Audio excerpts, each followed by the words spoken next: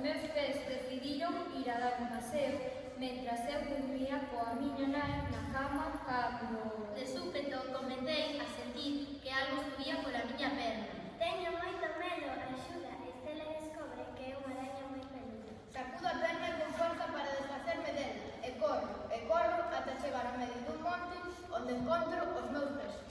Acerco-me a collelos, pero non son capaz, porque os pés corren dando pasos moi grandes.